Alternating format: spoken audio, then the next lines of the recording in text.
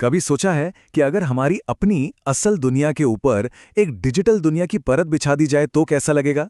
आज हम इसी कमाल की टेक्नोलॉजी, ऑगमेंटेड रियलिटी, जिसे शॉर्ट में एआर भी कहते हैं, इसी की दुनिया में उतरने वाले हैं।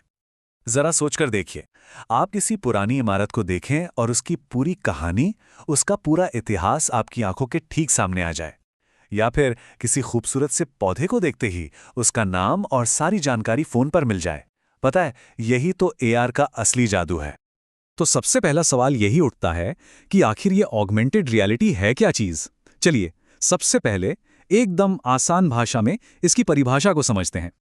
तो देखिए, सबसे जरूरी बात यह है कि एआर आपकी असल दुनिया को बदलता नहीं है। नहीं, ये बस उसके ऊपर जानकारी की एक एक्स्ट्रा लेयर, एक परत चढ़ा देता है। इससे हमारी जो हकीकत है वो और भी ज्यादा जानकारी से भरी हुई और भी ज्यादा इंटरेस्टिंग हो जाती है। ये उस दुनिया को बेहतर बनाता है जिसे हम पहले से देख रहे हैं।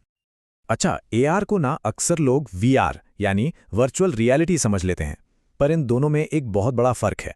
वीआर आपको एक पूरी की पूरी नई डिजिटल दुनिया में ले जाता है, आपकी असल दुनिया से दूर।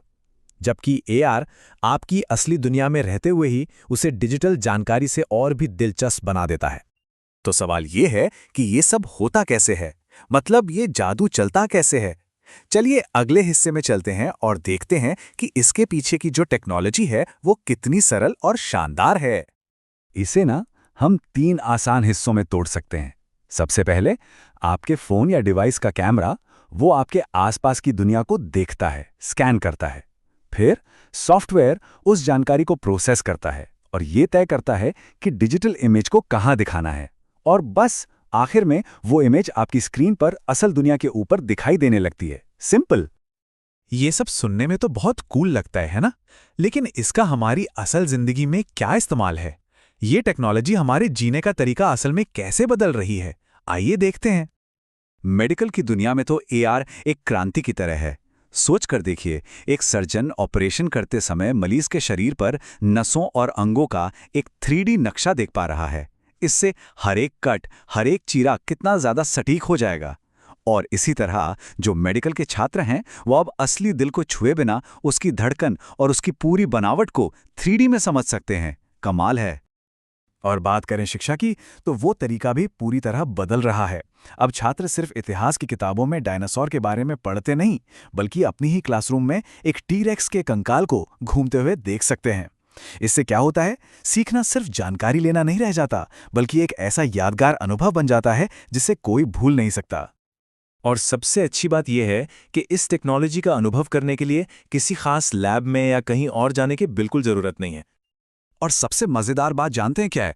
इस भविष्य की टेक्नोलॉजी को महसूस करने के लिए कहीं जाने की जरूरत नहीं है। ये पावर, ये शक्ति पहले से ही हम सबकी जेब में है, हमारे स्मार्टफोन में। आप चाहें तो इसे अभी के अभी आजमा सकते हैं।